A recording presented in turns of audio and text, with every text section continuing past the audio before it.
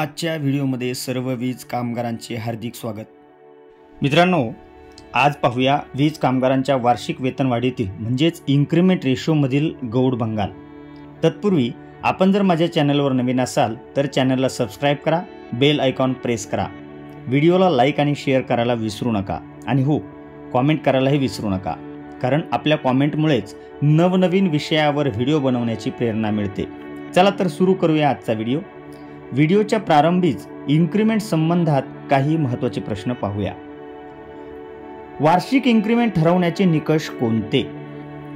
तर वार्षिक पगारवाढ ही त्या कामगाराच्या कामगिरीचे मूल्यांकन, त्याच्या सेवेचा कालावधी, कामगाराची प्रतिभा, कंपनीचे बजेट आणि त्या उद्योगाची आर्थिक परिस्थिती यावर अवलंबून असते। वार्षिक इन्क्रिमेंट बेसिकच्या किती टक्के असावे? तर साधारणपणे मूल्यमापनादरम्यान पगारवाढ कर्मचाऱ्याच्या सध्याच्या पगारावर 5% ते 15% पर्यंत असते, परंतु हे उद्योग ते उद्योग आणि बाजारातील अनेक घटकांनुसार सुद्धा बदलते। शेवटी नियोक्त्याला म्हणजेच कंपनीला पगारवाढ ठरविण्याचा अधिकार आहे। इन्क्रिमेंट ठरवण्यासाठी कोणते घटक विचारात घेतले जातात? तर कर्मचाऱ्याची वार्षिक पगारवाढ ठरवताना त्याच्या कामगिरीचे मूल्यमापन केले जाते, बाजारातील कल, कंपनीचा नफा, कंपनीच्या उद्दिष्टांमध्ये वैयक्तिक त्या कामगाराचे योगदान आणि एकूण आर्थिक परिस्थितीच्या आणि घटकांचा विचार केला जातो। वाजवी इन्क्रिमेंटसाठी मागणी करता येते का? वाजवी म्हणजे जर आपल्याला आपलं इन्क्रिमेंट कमी वाटत असेल तर आपल्याला मागणी करता येतील का? तर हो, नक्कीच। तुमच्या योगदानामुळे कंपनीच्या फायद्याची खात्री असल्यास वाजवी पगारवाढीसाठी वाटाघाटी करण्याची शिफारस केली जाऊ शकते।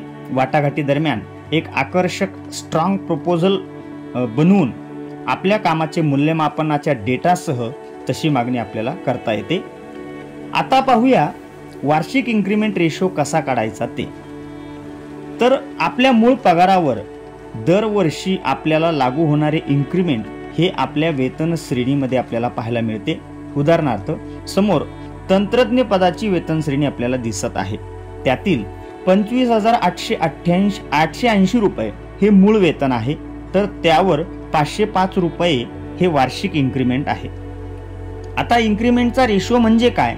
तर 25,880 रुपयांना जर 505 रुपये मिळतात दर वर्षाच्या इन्क्रिमेंटच्या स्वरूपात, तर 100 रुपयांना किती मिळतील हे काढले म्हणजे इन्क्रिमेंट रेशो माहित होईल।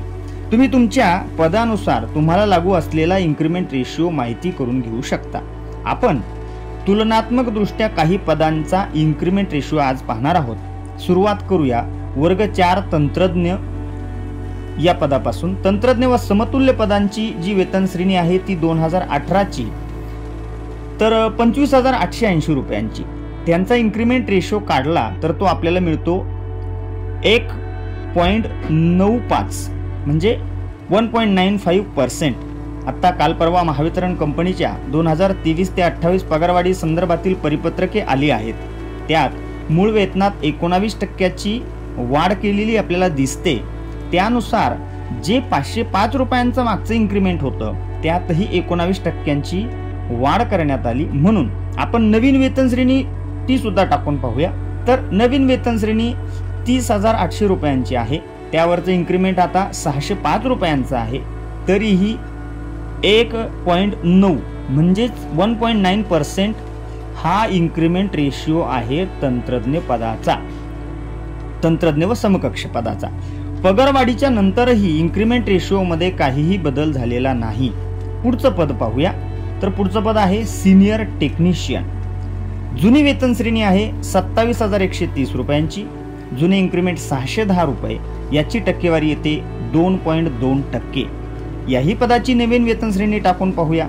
32,285 रुपये ही नवीन वेतन श्रेणी आहे, इन्क्रिमेंट आहे 730 रुपयाचं, तर टक्केवारी येते 2.2%, कुठलाही फरक पडत नाही। पुढचं पद पाहूया। ऑपरेटर, LDC व समतुल्य पद। ही या पदाची जुनी वेतन श्रेणी आहे 29,035 रुपयांची, तर या वेतन श्रेणीला इन्क्रिमेंट आहे 710 रुपयांचे, याचा रेशो येतो 2.4%। नवीन वेतन श्रेणी टाकून पाहिली असता 34,555 रुपयांची वेतन श्रेणी आहे, 845 रुपयांचं इन्क्रीमेंट आहे, तर रेशो येतो 2.4%. आपण पदानुसार वाढीव टक्केवारीचे इन्क्रीमेंट कसे आहेत ते आपण पाहतो आहे. पुढचं पद पाहूया, UDC प्रिन्सिपल ऑपरेटर आणि समतुल्य पद. जुनी वेतन श्रेणी 30,810 रुपये, इन्क्रीमेंट आहे 1,060 रुपयांचे, रेशो येतो 3.4%. नवीन वेतन श्रेणी याच पदाची 36,665 रुपये, नव्या वेतन श्रेणीला इन्क्रीमेंट आहे 1,265 रुपयाचं, इन्क्रीमेंट रेशो 3.4%. पुढचं पद पाहूया, अतिरिक्त कार्यकारी अभियंता वर्ग 1 मधलं हे पद आहे. जुनी वेतन श्रेणी 68,780 रुपयांची आणि या वेतन श्रेणीला इन्क्रीमेंट आहे 2,730 रुपयांचं आणि याचा रेशो येतो 3.9%.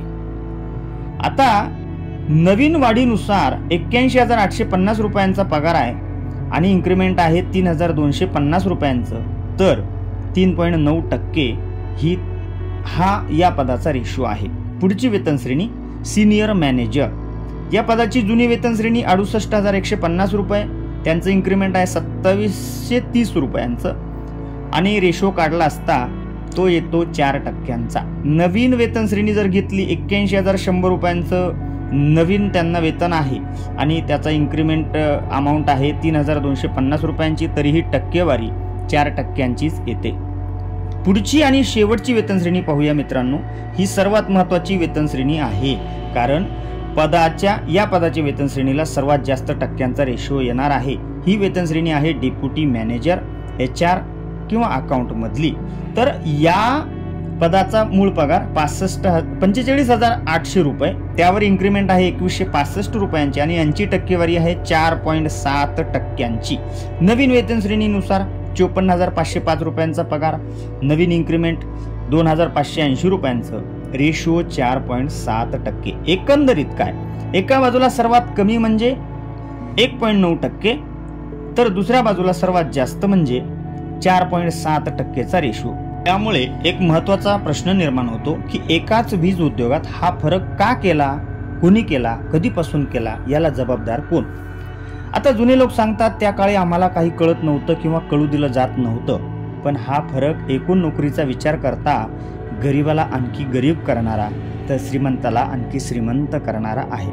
मित्रांनो, इतर विभागांमध्ये धोकादायक काम करणाऱ्या कामगारांना जास्त रकमेच्या वेतनवाढी असतात, परंतु वीज उद्योगात नेमकं उलट आहे. धोकादायक काम करणाऱ्यांना कमी टक्क्याची वेतनवाढ, तर धोका नसलेल्या पदांना जास्त टक्क्याची वेतनवाढ आहे. ये अंधा कानून आहे बॉस. कोणी तुपाशी आहे तर कोणी उपाशी आहे आणि उपाशीच आहे. पदानुसार बदलणारा पगार हा त्या पदाची शैक्षणिक अर्हता, ते पद मिळवण्यासाठी केलेला संघर्ष यानुसार कमी जास्त असू शकतो, असलाही पाहिजे, ते सर्व मान्य आहे. परंतु निदान वार्षिक वेतनवाढ म्हणजे इन्क्रीमेंट तर सारख्या रकमेचे द्यायला काय अडचण आहे? कालांतराने परिस्थितीनुरूप काही किरकोळ बदल भारतीय संविधानात सुद्धा केल्याचे आपण ऐकले आहे, पण असा बदल महावितरणच्या किंवा इतर वीज कंपन्यांच्या नियमावलीमध्ये करणे शक्य नाही का? तर नक्कीच शक्य आहे. गरज आहे प्रत्येकाने हा विषय समजून घेण्याची, सर्वांना समजून सांगण्याची, प्रत्येकाला हा फरक प्रत्यक्षात काढता यावा, माहीत व्हावा, म्हणून हा व्हिडिओ बनवला आहे. आपल्या प्रतिक्रियांची नेहमीप्रमाणे अपेक्षा आहे. आज इथेच थांबूया. पुन्हा भेटूया एखाद्या नवीन विषयाच्या नवीन व्हिडिओत. तोपर्यंत काळजी घ्या, सुरक्षितपणे काम करा. धन्यवाद.